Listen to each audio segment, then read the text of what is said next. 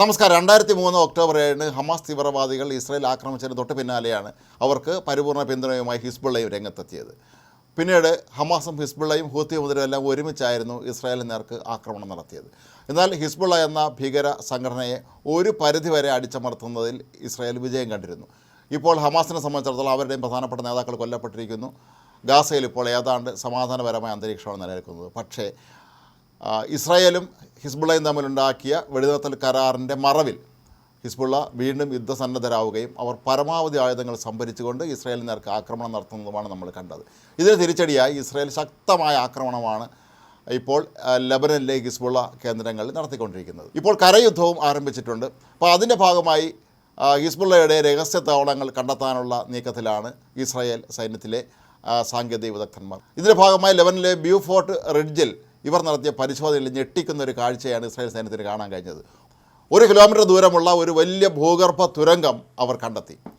ഇതിനുള്ളിൽ നിന്ന് ആദ്യം ഹിസ്ബുള്ള തീവ്രവാദികൾ ആക്രമണം നടത്തിയെങ്കിലും പിന്നീട് അവർ കീഴടങ്ങുകയായിരുന്നു. ഇസ്രായേൽ സൈന്യത്തിൻ്റെ ശക്തമായ ആക്രമണത്തിന് മുന്നിൽ അവർ കീഴടങ്ങാതെ മറ്റു വഴികളില്ലായിരുന്നു. പക്ഷേ ഈ തുരങ്കത്തിൻ്റെ ഉള്ളിലേക്ക് കടന്നു ചെന്ന ഇസ്രായേൽ സൈന്യത്തെ അമ്പരപ്പിച്ച കാഴ്ചകളാണ് അതിനകത്തുണ്ടായിരുന്നത്. വലിയ തോതിലുള്ള ആഡംബര മുറികൾ, അതുപോലെ ആയുധ സംഭരണ യന്ത്രങ്ങൾ, ഇതൊന്നും കൂടാതെ ഇതിനകത്തൊരു മിനി ഓപ്പറേഷൻ തിയേറ്ററും സജ്ജീകരിച്ചിരുന്നു എന്നുള്ളതാണ് ഇവരെ അമ്പരപ്പിക്കുന്നത്. കൂടാതെ ഇവിടെ മരുന്നുകൾ സൂക്ഷിക്കുന്ന മറ്റൊരു സ്ഥലം കണ്ടെത്തിയിട്ടുണ്ടായിരുന്നു. ഇവിടെ നിന്ന് ഇസ്രായേൽ സൈന്യത്തിന് മനസ്സിലാക്കാൻ കഴിഞ്ഞ ഏറ്റവും പ്രധാനപ്പെട്ട ഒരു കാര്യം, ഇവിടെ അവർ കണ്ടെത്തിയ എല്ലാ ഉപകരണങ്ങളും നിർമ്മിച്ചത് ഇറാനിലാണെന്നുള്ളത്. എല്ലാത്തിലും മെയ്ഡ് ഇൻ ഇറാൻ എന്നുള്ള ആ ലേബലുള്ള ആയുധങ്ങളും മറ്റ് ഉപകരണങ്ങളും എല്ലാമാണ് ഇതിനകത്ത് ഉണ്ടായിരുന്നത്. ഏതായാലും ഇത് വലിയൊരു നേട്ടമായിട്ടാണ് ഇസ്രായേൽ കണക്കാക്കുന്നത്. ഇസ്രായേൽ സൈന്യം പറയുന്നത് ഇത്തരത്തിലുള്ള എത്രയോ തുരങ്കങ്ങൾ ഇവിടെ ഇവർ തയ്യാറാക്കിയിട്ടുണ്ട് എന്നാണ്. ഗാസയിൽ ഹമാസ് തുരങ്കങ്ങൾ തീർത്ത് ആക്രമണം നടത്തിയതിൻ്റെ അതേപോലെ തന്നെയാണ് ഹിസ്ബുള്ളയും ഇവിടെ തുരങ്കങ്ങൾ തീർത്തിരുന്നത്. എന്നാൽ ആദ്യഘട്ടത്തിലൊക്കെ തന്നെ ഹിസ്ബുള്ളയുടെ തുരങ്കങ്ങൾ കണ്ടെത്തുക അത്ര എളുപ്പമുള്ള കാര്യമായിരുന്നില്ല. കാരണം ഇവർ ലെബനനിലെ സാധാരണക്കാരായ ജനങ്ങളുടെ വീടുകളിൽ ചെന്ന് അവരെ ഭീഷണിപ്പെടുത്തി അവിടെ അവരുടെ ആയുധങ്ങൾ സൂക്ഷിക്കുന്നതായിരുന്നു പതിവ്.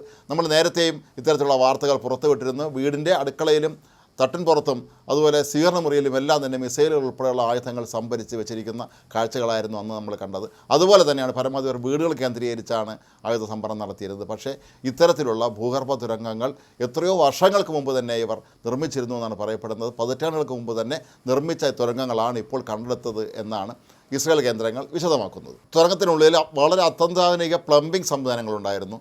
ധാരാളം കുളിമുറികൾ, അതുപോലെ എല്ലാവിധ ആധുനിക സംവിധാനങ്ങളുള്ള മുറികൾ, എയർ കണ്ടീഷണർ അടക്കമുള്ള എല്ലാവിധ സുഖസൗകര്യങ്ങളുമുള്ള മുറികളാണ് ഇവിടെ കാണാൻ കഴിഞ്ഞത്. അതായത് ഇവിടെയൊക്കെ തന്നെ ഹിസ്ബുള്ളയുടെ പ്രധാനപ്പെട്ട നേതാക്കൾക്ക് ഒളിച്ചിരിക്കാൻ വേണ്ടി ഒരുക്കിയ സങ്കേതമാണ് ഇതെന്ന് തന്നെയാണ് ഇവിടെ നിന്ന് ലഭിച്ച ഈ ആധുനിക സജ്ജീകരണങ്ങളൊക്കെ തന്നെ കാണുമ്പോൾ നമുക്ക് മനസ്സിലാക്കാൻ കഴിയുന്നത്. ഈ കഴിഞ്ഞ മാസത്തോടെ തന്നെ ഈ ബ്യൂഫോർട്ട് റിഡ്ജ് ഇസ്രായേൽ സൈന്യം കൈവശപ്പെടുത്തിയിരുന്നു. അപ്പോൾ ഇതിൻ്റെ ഭാഗമായിട്ടാണ് അവർക്ക് അവിടെ കൃത്യമായി ഇത്തരത്തിലുള്ള പരിശോധന നടത്താനും ഇമാതിരി പടുകൂറ്റൻ തുരങ്കങ്ങളൊക്കെ തന്നെ കണ്ടെത്താനും കഴിഞ്ഞത് എന്നാണ് കരുതപ്പെടുന്നത്. കൂടുതൽ തുരങ്കങ്ങൾ അവിടെ ഉണ്ട് എന്നുള്ള ഉറച്ച വിശ്വാസത്തിൽ തന്നെയാണ് ഇപ്പോൾ ഇസ്രായേൽ സേന. അതിൻ്റെ ഭാഗമായിട്ടാണ് ഇപ്പോൾ കരസേനയെ അവിടെ രംഗത്തിറക്കി ബെയ്റൂട്ടിലും മറ്റു പരിസരങ്ങളിലുമൊക്കെ തന്നെ വിശദമായ തോതിലുള്ള പരിശോധനയാണ് ഇപ്പോൾ അവർ നടത്തിക്കൊണ്ടിരിക്കുന്നത്. നേരത്തെ ഹിസ്ബുള്ള തലവനായിരുന്ന ഹസൻ നസ്രള്ള ഉൾപ്പെടെയുള്ളവരെ ഇസ്രായേൽ വധിച്ചിരുന്നു. എങ്കിലും അവരുടെ അടുത്ത തലമുറയിൽപ്പെട്ട ചില പ്രധാന നേതാക്കന്മാർ അന്ന് രക്ഷപ്പെട്ടിരുന്നു. അവരാണ് ഇപ്പോൾ നടക്കുന്ന ഈ ഒരു ആക്രമണങ്ങൾക്ക് പിന്നിൽ പ്രവർത്തിക്കുന്നത് എന്നാണ് കരുതപ്പെടുന്നത്. അതുകൊണ്ട് തന്നെയാണ് അമേരിക്കയുടെ വിലക്ക് ലംഘിച്ചു കൊണ്ടുപോലും ഇപ്പോൾ ലെബനനിലേക്ക് ഇസ്രായേൽ ഇത്രയും ശക്തമായ തോതിലുള്ള ആക്രമണം നടത്തുന്നത്. ഇസ്രായേലിൻ്റെ ചാരസംഘടനയായ മൊസാദ് വഴി അവർക്ക് കൃത്യമായ വിവരം ലഭിച്ചിരുന്നു. ഇവിടെ വലിയ തോതിലുള്ള ആയുധ സംഭരണവും മറ്റെല്ലാവിധ സജ്ജീകരണങ്ങളും ഒരുക്കിയാണ് ഹിസ്ബുള്ള തീവ്രവാദികൾ ലെബനിൽ കഴിയുന്നത് എന്ന്.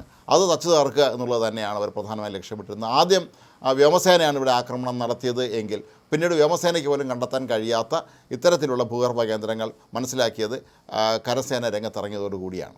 ഏതായാലും ഇസ്രായേൽ ലെബനൻ യുദ്ധവും ഈ ദിവസങ്ങളിലൊക്കെ തന്നെ വലിയ തോതിൽ ചർച്ചാ വിഷയമായി മാറിക്കൊണ്ടിരിക്കുകയാണ്. അതിനിടയിലാണ് കഴിഞ്ഞ ദിവസം ഇറാൻ ഇസ്രായേലിന് നേർക്ക് ആക്രമണം നടത്തിയത്. ഇസ്രായേൽ അതിശക്തമായ തോതിൽ ഇറാൻ തിരിച്ചടി നൽകുകയും ചെയ്തിട്ടുണ്ടായിരുന്നു.